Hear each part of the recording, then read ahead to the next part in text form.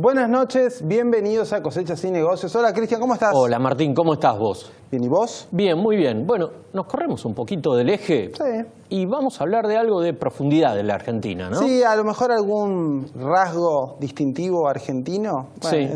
Es una pregunta. ¿Será algo que nos pasa a nosotros? ¿Será algo que pasa en todo el mundo? ¿Somos los argentinos particularmente adictos a la necromanía, como la define nuestro invitado de hoy, Claudio Negrete? Claudio, buenas noches. ¿Qué tal? Buenas Claudio? noches. ¿Qué tal? Gracias por invitarme.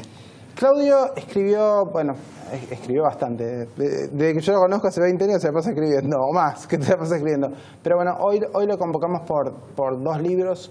Uno es Necromanía, que escribió hace un tiempo en relación a cómo la Argentina, a veces, y la historia argentina van cambiando por la aparición de distintos muertos y el uso que se le da a esos cadáveres en lo político o en lo mediático.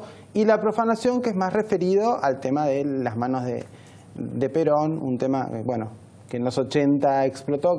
¿Ahora qué aniversario se cumplió? 30 años, el 30 1 de julio. años, 30 claro. años de uno de los grandes misterios todavía que tiene la Argentina, no sé qué pasó con las manos. Te vamos a llevar por los dos lados, por Vale. Perón, por la necromanía.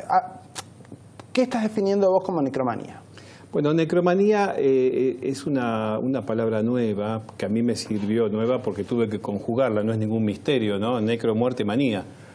Pero en el diccionario de la Real Academia Española no existe como tal, existe necrofilia, que es muy común. Necrofilia es la violación sexual de un muerto. Necrodula, necrolata, que tiene que ver con adoraciones excesivas a los muertos, necromancia, el robo.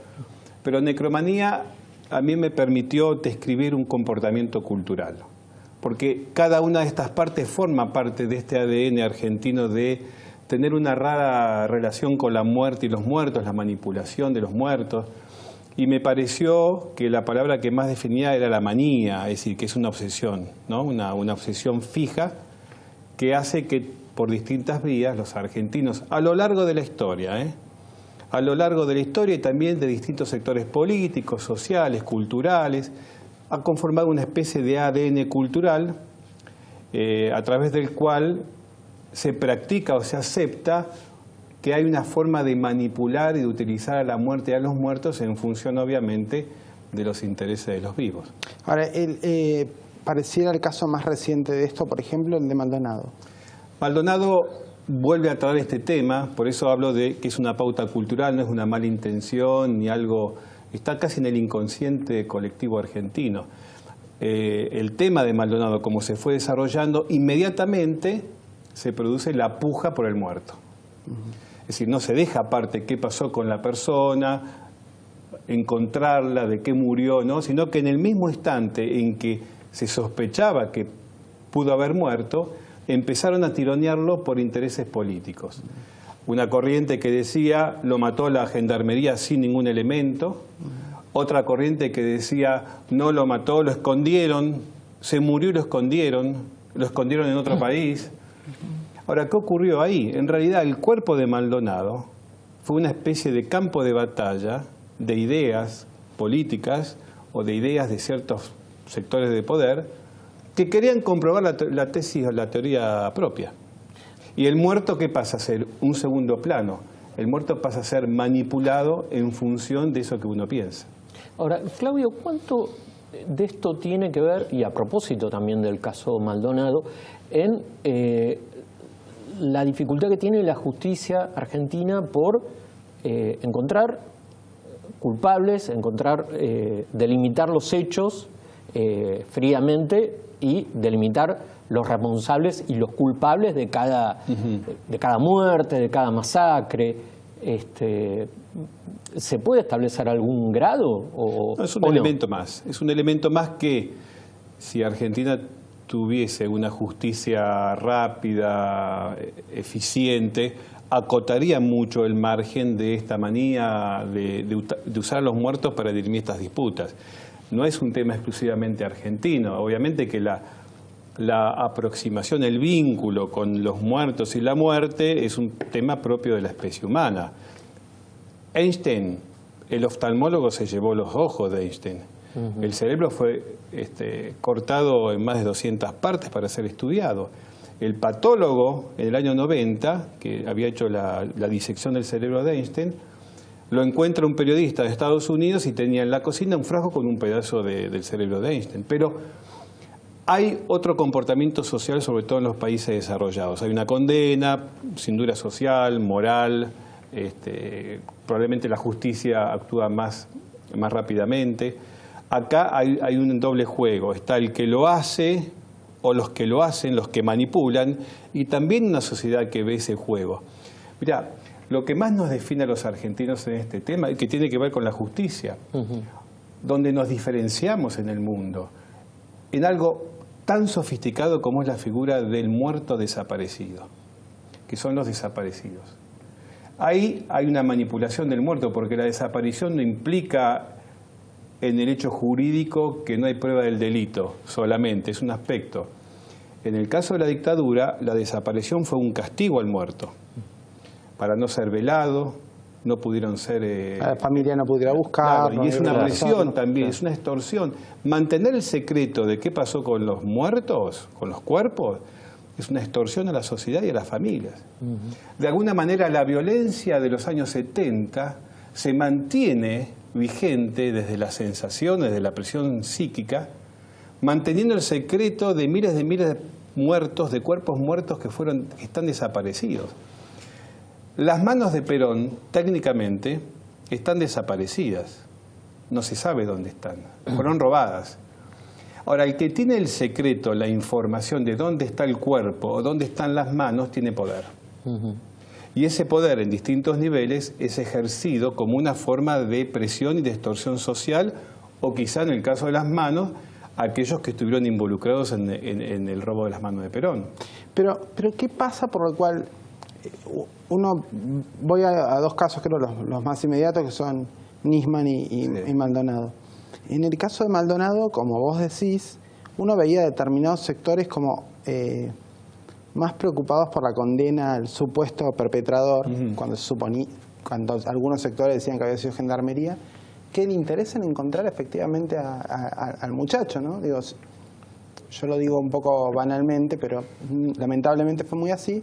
Vos te encontrabas con gente que estaba de vacaciones y posteaba fotos de sus vacaciones y abajo una leyenda de dónde estaba en Maldonado, que es súper interesante preguntarnos todos como sociedad dónde estaba Maldonado.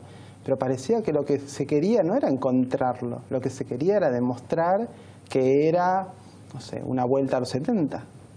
La víctima pasa a un segundo plano, por eso la manipulación está en que la víctima, el muerto, es usado para interés X, de un sector u otro sector. Pero como sociedad, ¿cómo nos lo permitimos?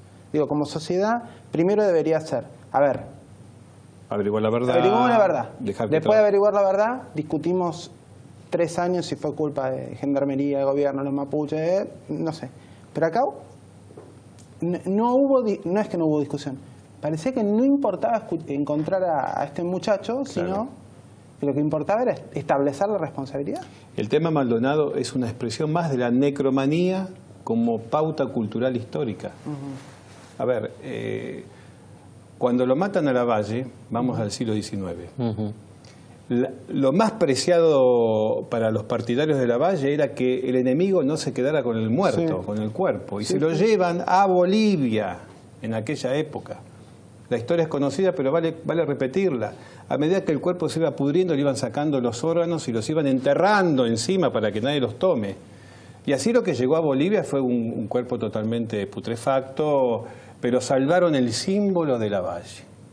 Estamos hablando siglo XIX. Claro, el Es decir, caso Moreno, por ejemplo. ¿De cuál Moreno? Mariano Moreno. De Mariano Moreno. Bueno, ahí lo tiran, es la especulación. Claro. Pero el perito Moreno, por eso te preguntaba. Claro, no. El perito Moreno tenía miles de huesos y de partes óseas de los indios, que fue gran parte de lo que él dona para el Museo de La Plata. Su colección privada, que terminó hace muy poco, año 2006, 2007, llevando una polémica legal de tal manera que sacaron los huesos de los indios que estaban en las vitrinas como si fuesen animales y los han sido embalados, están en los sótanos y están siendo estudiados. Pero el famoso perito Moreno era un coleccionista de huesos humanos, de los indios, obviamente como una raza inferior. Entonces, este ADN, esta cultura, Maldonado es lo que nos confirma esta cuestión cultural. ¿Qué diferencia hay entre la manipulación de Maldonado y lo que te decía antes de los desaparecidos? Es decir, la sociedad argentina registra que si hubo manipulaciones de cuerpos plantados, cuerpos desaparecidos, ¿por qué no va a pasar de nuevo, independientemente del nombre y apellido? Si acá desapareció el cuerpo de Eva Perón 18 años, en un periplo por todo el mundo, que fue prenda de canje entre el gobierno militar y Perón, que fue prenda de intento de pacificación política en el gobierno de Isabel Perón y López Rega cuando traen el cuerpo de España en el año 75, después de que murió Perón, para tratar de bajar la violencia política dentro del peronismo. Y los montoneros se roban el cuerpo de Aramburu de Recoleta para hacer un canje de muertos, que era cuando Evita esté en Argentina entregamos a Aramburu. Una locura. Pero eso es la necromanía. Entonces aparece un caso como el de Maldonado, donde empiezan a haber sospechas, donde hoy tenemos una cuestión mediática mucho más activa, ese recuerdo de la manipulación se instala y entonces ¿qué debe despertar rápidamente en la cabeza? El instinto manipulador, porque hubo muchas operaciones informativas por esto.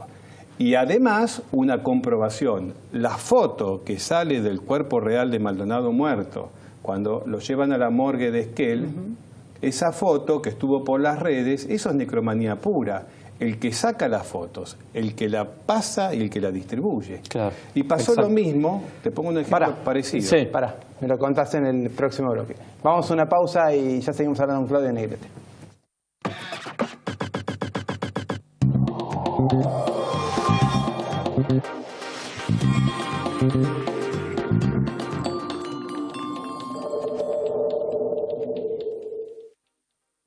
Registro Nacional de Trabajadores Rurales y Empleadores.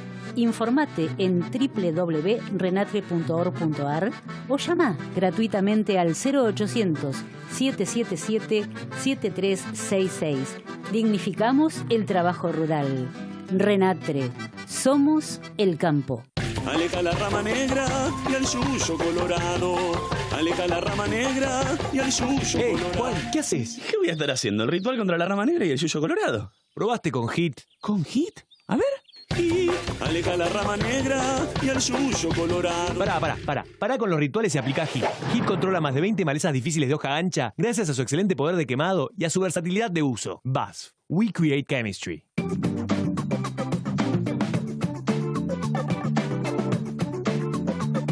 Mi corazón con el Kini late más. Dale, prendete. Vos también hacete fanático al ritmo del Kini 6 y vení a festejar todas las semanas.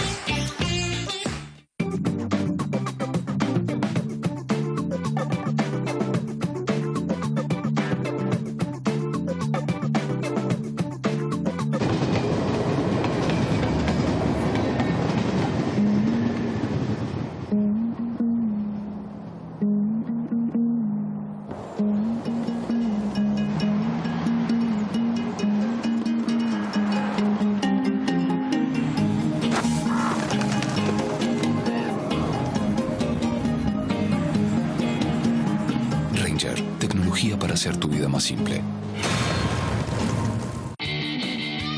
Asegúrate contra granizo en La Segunda, donde lo primero sos vos.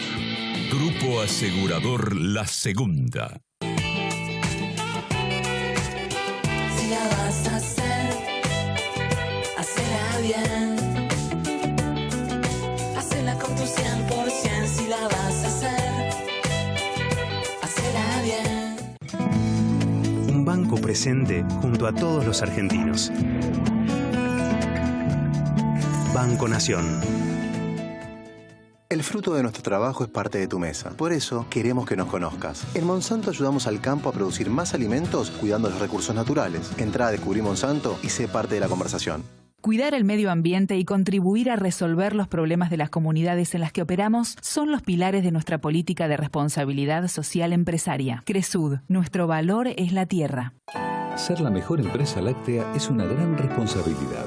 Una responsabilidad que alimentamos día a día para ofrecer siempre los productos lácteos de máxima calidad. Latam y vos, juntos, más lejos.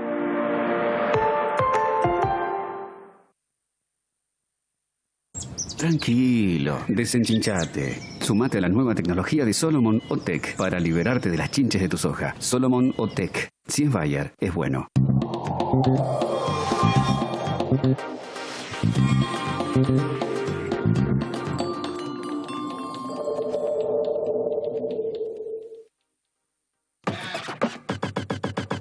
Seguimos en Cosechas y Negocios, estamos con Claudio Negrete, periodista, escritor de varios libros. Su último libro es La profanación sobre el robo de las manos del general Perón. El anterior es Necromanía, sobre un poco la raíz, que indaga sobre la raíz cultural de por qué a los argentinos nos gusta, de alguna manera, tener una vinculación muy extraña con la muerte, ¿no? Una manipulación política, social.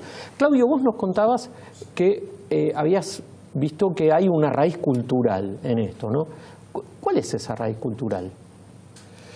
Sí, vamos a buscar un origen así más lejano. La relación más tortuosa con la muerte tiene una gran impronta el catolicismo italiano, ¿no? Es decir, uno va viendo los ritos funerarios, la muerte está muy presente, ¿no? Eso culturalmente como un origen, no de necromanía, como un origen cultural de tener esta influencia tan fuerte de la religión.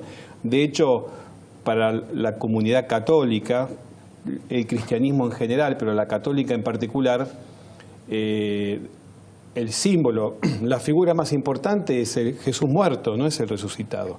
Es el hombre sufriendo en la cruz. Entonces la muerte en el catolicismo es muy fuerte. La muerte, digamos, la herencia italiana es mucho más lúgubre. Entonces ahí tenemos un punto cultural común. Ahora, lo que se va deformando tiene que ver un poco, como vos decías, a lo largo del tiempo con el tema de la justicia. También que los argentinos a lo largo de la historia hemos dirimido las luchas de poder con la violencia física y las venganzas. Muchos me preguntan, pero ¿cuál es el motivo por el cual tenemos necromanía? Yo lo que pude hacer son aproximaciones, ¿no? Una de ellas es que nos cuesta mucho como sociedad cerrar etapas del pasado. Cuando la sociedad argentina dice Perón vive, Evita vive, está muerta, los dos están muertos. Pero hay una añoranza de un tiempo que fue mejor, que también, como decía Perón, los gobiernos que vinieron después fueron peores que los de... Entonces, al no cerrar la etapa de lo que fue esencialmente el peronismo del 45-55, porque después fue otra historia, después se vivió mucho del pasado, ese es un elemento interesante. No cerramos de etapa. Al no cerrar la etapa, por ejemplo, de las víctimas de la dictadura, de los desaparecidos, que es justicia y dónde están, va a seguir la Argentina transitando con esta necromanía de lo que ocurrió en los 70, en las rondas de los jueves, en los militares que están en juicio. Uno camina por la ciudad de Buenos Aires y es prácticamente un cementerio a cielo abierto, con placas en todos lados que dicen acá murió, acá fue secuestrado. Pero nosotros esa etapa no la hemos cerrado todavía. Sigue siendo tan funcional para los militares o los socios de los militares mantener el secreto de los desaparecidos, como su contracara de las madres de Plaza de Mayo, que parados en sus hijos muertos, siguen teniendo vigencia. Es decir, la sociedad argentina podría mirar hacia adelante si logra cerrar ese capítulo, si logra hacer como ocurre con la muerte, el velatorio, un luto, el duelo. Y después la vida continúa. Entonces, uno de los motivos de la necromanía argentina es que nos cuesta mucho como sociedad terminar de cerrar etapas del pasado cualquiera sea, que fueron buenas, que fueron dolorosas, pero no logramos cerrar y mirar hacia el futuro. Quizá ahora, en esta coyuntura, se puedan abrir algunas posibilidades porque lo que está cambiando es la generación. La generación también arrastra necromanía. Siempre pongo el ejemplo que desde hace larguísimas décadas uno de los temas preferidos del adolescente, de la juventud, es Canción para mi muerte. Así que, pero uno cuando cambia la generación puede encaminar un poco esta cultura y tratar de quitarle tanto contenido de muerte a la vida cotidiana. Cosas de la vida común, de la gente, de cualquier edad. En la cancha de fútbol a un jugador cuando juega mal le dice sos un muerto. Claro. El himno nacional termina Juremos con gloria a morir. Es decir, está lleno de palabras. Cuando queremos mucho a un amigo le decimos a vos te acompaño hasta la muerte. Sin embargo los brasileños dicen con vos para siempre. Claro, que es mucho más alegre. Pero imagínate lo que es. A ver, yo entiendo porque me dieron explicaciones técnicas de por qué el himno termina o juremos con gloria a morir. Una cosa épica, en un momento la batalla, donde la independencia. Ahora, la guerra por la independencia. ¿Cómo vos le explicás a un chico de 8 años que la vida y la identidad tuya es morir con gloria? Poner la instancia de la muerte que también la tiene tu papá, tu tío, tu abuelo, tu bisabuelo. Todas estas cargas mortuorias terminan formando una estructura cultural. Te llevo un poco al tema de la profanación del robo de las manos de Perón. Es tanto lo que se ha dicho, lo que se ha escrito. Vos decís que se hizo 3 veces esta exhumación. No, la profanación y el robo de las manos fue en el 87. Ajá. Después existieron 2 profanaciones más, no a ese mismo estilo. Profanar, entendamos, violar a los restos mortales, ¿no? Al cuerpo de una persona, en este caso Perón. Cuando lo llevan a San Vicente en el año 2006, Cailío. Ahí no, pero primero se habilita judicialmente, Isabel Perón, como la que tiene los derechos del cuerpo, habilita a que saquen muestras para hacer el ADN de la supuesta hija de Perón, que nunca fue. Lo cuenta el abogado de Isabel Perón. Con una sierra eléctrica a pilas, digamos, le cortan todo el brazo derecho y el fémur, porque llevaron 4 muestras. Era una para la supuesta hija, una para la justicia, una para Isabel Perón y otra de backup, digamos, por las dudas. Ahora, eran 2 pedazos de acá y 2 pedazos, es decir, Perón no tiene manos, no tiene brazos y no tiene fémur. ¿Pero era necesario para hacer el ADN eso? El abogado de Isabel dijo, yo pensé que iban a sacar una pequeña muestra, pero me encontré con una carnicería. Yo reproduzco todo el testimonio que él da. Y además con cortes directamente sobre el propio uniforme. Ahora, eso que quedaba de Perón es trasladado a la CGT ese mismo día, 17 de octubre del 2006.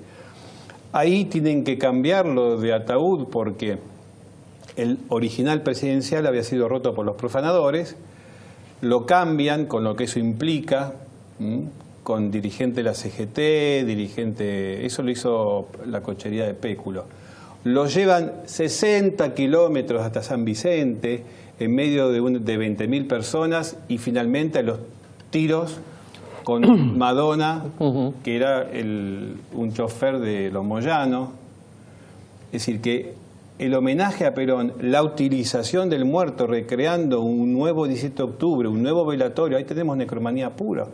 Yo no estoy en desacuerdo con que se lo lleve a un museo porque es mejor acondicionado que la bóveda de Chacarita, es un criterio. Ahora, todo el circo, todo el proceso que significa volver a 1974 y hacer un nuevo velatorio prácticamente, un nuevo cortejo fúnebre, para llevarlo a San Vicente, después en medio de piedras, palos y tiros, eso es necromanía. eso es usar al muerto para una acción política o por una disputa política.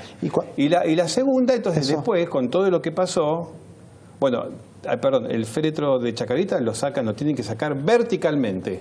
Por lo tanto, ese cuerpo ha sido bastante desarmado. Manipulado. Y la duda era de que no estaba. Entonces, ¿qué hacen en San Vicente? Vuelven a abrirlo a ver si estaba adentro. Y al final, y se supo el motivo de la primera profanación. ¿Qué había en las manos? ¿Qué sospecha? ¿Cuál es la sospecha? Hubo 3 teorías e hipótesis que se tiraron en aquel momento, como ocurre siempre muchas operaciones de inteligencia. Una era que había sido por dinero, el anillo, etcétera, etcétera, las huellas digitales. Bueno, esta es la más floja. Primero, los profanadores en la carta que enviaron sí piden un rescate de $8 millones para devolver las manos, pero nunca más lo reclaman. Después, la banca suiza informó a la justicia argentina que en la década del 70 no había sistema de huella dactilar para abrir cajas de seguridad. Así que el tema económico es el más débil. Que era también motivo de una venganza, castigo esotérico, masónico, propaganda DUE, etcétera, etcétera, etcétera. El poder se maneja mucho con logias, por lo tanto yo no descarto ese interés cruzado en la operación de las manos de Perón. Ahora, es difícil explicar si solamente fue una venganza esotérica de logia, cómo es que hay 4 asesinatos en la causa del robo de las manos de Perón, cómo aparatos de inteligencia hasta el día de hoy siguen trabajando, siguen persiguiendo o estando atentos a qué hace el juez. Entonces, lo que queda más claro, más evidente, donde hay más pruebas también en el libro que aportamos, es que primero fue una operación política, fue un atentado político. Claudio, hay 2 libros tuyos, La profanación, Necromanía. Le recomendamos a la gente que se aproxima a ellos para seguir abordando este tema. Muchas gracias por estar con nosotros. Gracias, Claudio. Claudio Negrete, periodista, escritor, autor prolífico. Cristian, nos vemos la semana que viene. Nos vemos la semana que viene. Buena semana para todos.